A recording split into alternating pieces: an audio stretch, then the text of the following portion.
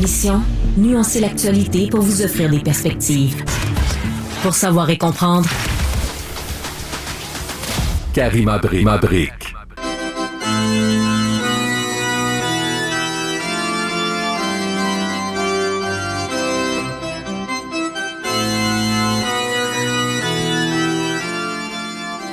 Ah!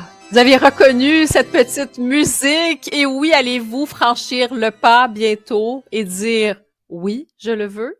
Ah, peut-être. Ou allez-vous peut-être assister à un mariage bientôt? Vous me voyez venir, là, on va parler de la saison des mariages. Évidemment, il y a des mariages pendant toute l'année, mais l'été, c'est vraiment la saison des mariages. Et ça reste quand même, c'est sûr, quand on regarde les unions libres au Canada, on nous dit, là, selon Statistique Canada, on est le chef de file des pays du G7 pour en termes de couples qui vivent en union libre, mais il y a quand même beaucoup de gens qui sont mariés. En 2021, là, quand on regarde les statistiques quand même, le mariage, ça reste le type d'union principale au Canada. C'est plus des 3/4 des couples qui étaient mariés en 2021. Donc, ça fait quand même beaucoup de monde. Au Québec, oui, c'est vrai qu'il y a beaucoup de gens qui sont en union libre, mais il y en a plusieurs aussi qui vont se marier cet été. Et j'ai décidé de faire le point avec Valérie Bigra, qui est organisatrice de mariage.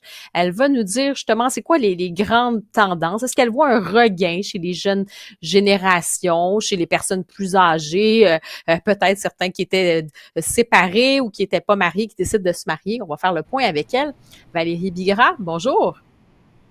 Bonjour, Karima. Ça va bien? Très heureuse. Ben oui, ça va très bien. Et surtout, j'ai envie de vous poser la question, là, la saison estivale 2024, ça s'annonce comment pour les mariages? Qu'est-ce que vous ressentez sur le terrain? Est-ce qu'il y a un appétit pour le mariage aujourd'hui? Oui, il y a vraiment un regain. Ce que je remarque par contre, c'est les dommages de l'inflation. Nos couples partent en grand, veulent organiser quand même un gros mariage et finalement, ça devient un petit peu plus réduit. Se rendre compte quand on est rendu à émettre les coûts, à faire vraiment l'exercice au niveau du budget, que finalement, ça sera pas possible pour eux. Donc, c'est sûr que l'industrie du mariage, là, il échappe pas. L'inflation, là, fait mal. Donc, l'inflation fait mal, mais parler de l'industrie du mariage, là, est-ce qu'on peut dire que c'est quand même dynamique parce que ça a été compliqué, on le sait avec la pandémie, tout ça, mais est-ce que vous assistez quand même à une sorte de regain pour vous dans votre industrie malgré tout?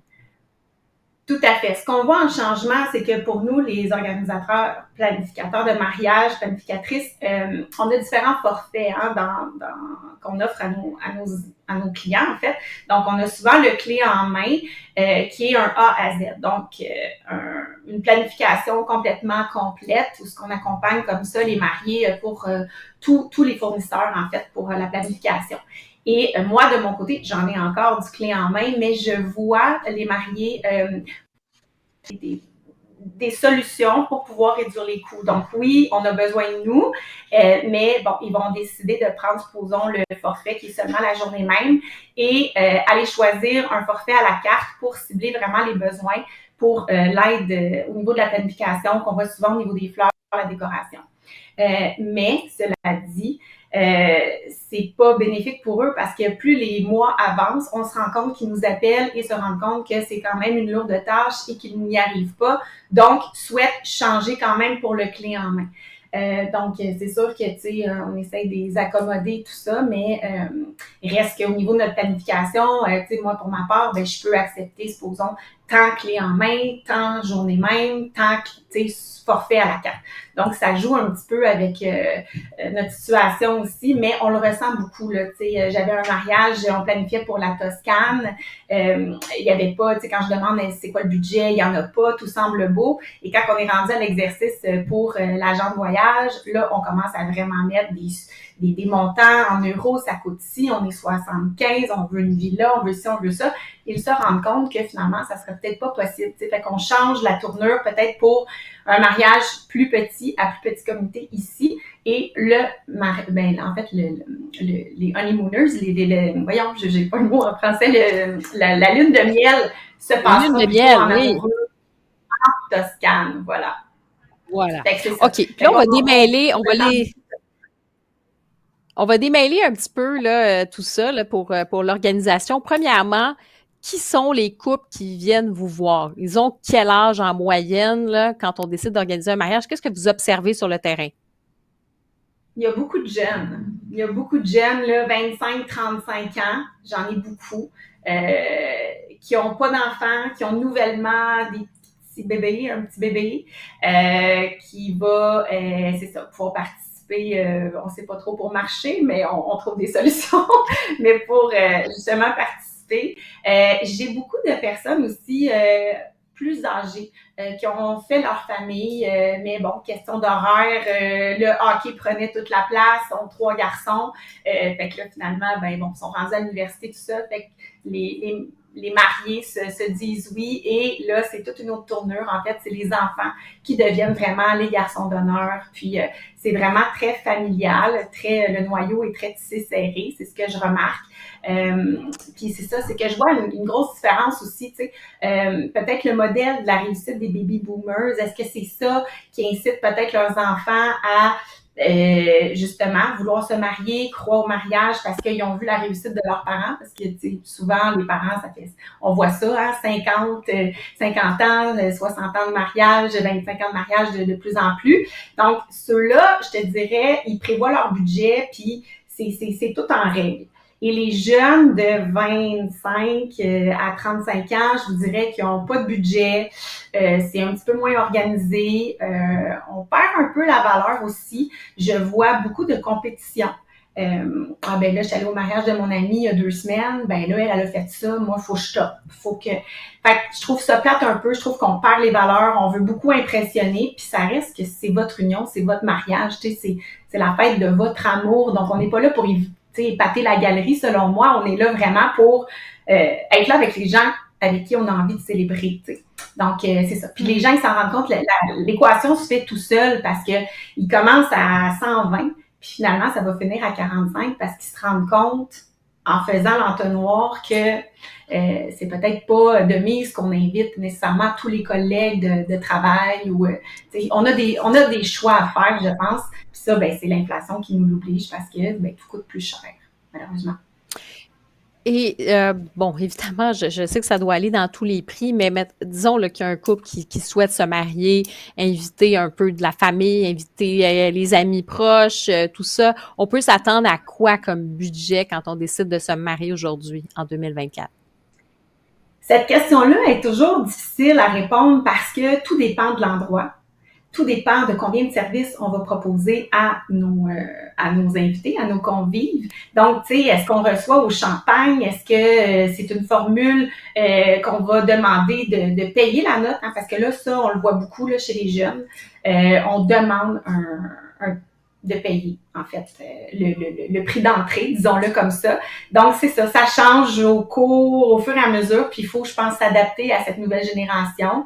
Ces jeunes-là, mais vous, parce que oui, c'est ça. Non, mais j'allais dire, vous, sur le terrain, pour nous donner quand même une idée, là, je comprends que, tu sais, ça peut être infini, là, ça peut aller à l'infini, puis le budget, s'il y en a pas de problème, je vous dirais, en bas de 40-45 000, c'est ça, en bas de 40-45 000, pour peut-être, je sais pas, là, la moyenne, là, mettons, entre 80 invités, supposons, dans un endroit où on va quand même servir une belle fourchette, mettons, 40-45 000 $, ça serait à prévoir au budget. C'est sûr que là, si on est 200, ben on top, là, tu sais, c'est pas pareil.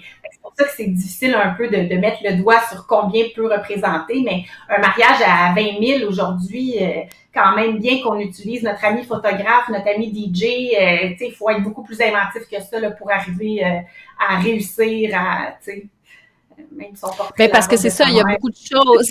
C'est ça, exactement. Il y a beaucoup de choses à penser. Là. Il y a évidemment le repas, il y a la salle, il peut y avoir les accessoires, le mobilier, la robe, le complet, ou peu importe, l'habillement, les bijoux. Les fleurs, c'est la décoration. C'est ça, donc ça peut monter très, très rapidement. Mais là, quand vous me parlez des jeunes qui ont, je sais pas, 25, 30, 35 ans à ce moment-là, d'arriver avec une somme d'un 50 000 comme ça, est-ce que la famille contribue? Est-ce qu'on demande finalement aux invités de payer notre party? Parce qu'il y a quelque chose, en tout cas pour moi, je trouve que, tu sais, il y a un cadeau de mariage, c'est une chose, mais de demander de l'argent, tu sais, d'exiger, c'est ça la nuance. Je trouve que ça peut paraître impoli aussi. Mais moi, je suis vraiment de l'ancienne génération. Je trouve que l'étiquette est très importante et elle se perd de plus en plus avec nos nouveaux jeunes. Donc, eux, ils font vraiment payer un cover quand on sort. Ça va coûter pour venir à mon mariage 120 par personne et ils exigent pas un cadeau, mais les jeunes offrent un cadeau en plus. J'ai déjà vu même un code barre sur la corbeille nuptiale où ce que tu as juste à prendre ton téléphone puis tu fais ton transfert live comme ça directement dans le compte. Enfin, je me familiarise à ces nouveaux jeunes parce que j'ai pas le choix de suivre cette nouvelle vague. Donc moi aussi je dois me conformer. Mais ouais, c'est pas rare que les nouveaux jeunes. Puis tu sais, on a vu aussi en temps de pandémie qu'il y avait des gens qui se présentaient pas. Alors ça, c'est quelque chose qu'on fait vraiment pas. Ça se ne fait pas. Les mariés ont vraiment un gros dommage au niveau là, du coût, parce que si vous dites que vous venez, eux, ils ont comme vraiment 21 jours au moins avant, où qu'après, on ne peut plus bouger. Donc, s'il y a 8 personnes qui décident de ne pas se pointer, ben les mariés doivent payer le couvert pour ces 8 personnes-là. Ça donne des frictions, je vous dirais, mais la famille proche ne vous fera jamais ça. Donc, c'est de là à dire, je voulais l'inviter pour la forme, mais finalement, il n'est pas venu. Ben, en finale, on aurait dû pas l'inviter. Fait que c'est là souvent, ça nous trompe pas. Les gens plus éloignés que nous vont peut-être moins prendre peut-être cette journée qui est importante pour nous au sérieux, puis ils vont se trouver peut-être quelque chose ou avoir une offre plus alléchante de leur côté, puis à ce moment-là, ils se présentent pas. Fait que pour pas se faire jouer ce mauvais tour, en fait, ben eux, ils se protègent. Donc, t'as payé, ben viens pas, mais au moins que t'as payé, tu sais. Fait qu'ils sont vraiment là, les jeunes. Puis je trouve que c'est pas bête aussi d'un côté, parce qu'on s'entend que c'est vraiment beaucoup d'investissement, un mariage. Et les jeunes payent vraiment leur noces. Je vois plus vraiment de parents. Tu sais, la mère, elle va décider souvent au rallye magasinage, tu sais, bon, elle a trouvé sa robe, puis je vois souvent la maman annoncer à sa fille, ben je te l'offre. Alors là, on a des joues, tu sais, on a des pleurs, on a, tu sais, plein de belles émotions. Donc, la maman offre la robe, qui est souvent plusieurs milliers de dollars, là, à sa fille. Mais de dire que les parents vont payer, je le vois de moins en moins. C'est vraiment le couple qui assume, là, cette journée. Mais bon, vont peut-être recevoir dépendamment là, la condition de la parenté, mais ils reçoivent quand même encore là, tu sais, ça va dépendre aussi des mœurs, puis tu sais, les mariages haïtiens, c'est vraiment différent. Là, c'est toute la famille qui paye au complet, tu sais. Fait que c'est des gros mariages et tout ça. Nous, les mariages québécois, on n'est pas vraiment là, tu sais. Ça existe, des gros mariages à 100 000, là, mais tu sais, en 15 ans, j'en ai peut-être eu 4. C'est toujours le fun. Non, mais à un moment donné, ça doit être assez même moi, j'ai un malaise. Parce qu'à un moment donné, il ne faut pas perdre le fil conducteur. On se marie pour les bonnes raisons. Donc, quand ça devient trop flamboyant, exagéré, tu sais, que le marié, finalement, il va prendre le micro en soirée puis il va annoncer, quand on n'est même pas au courant, que finalement, tout l'argent qu'il a reçu, il va nommer les sous qu'il a reçus et qu'il va donner ça à une fondation. Ça nous surprend un peu, tu sais, tu dis, pourquoi il dit ça?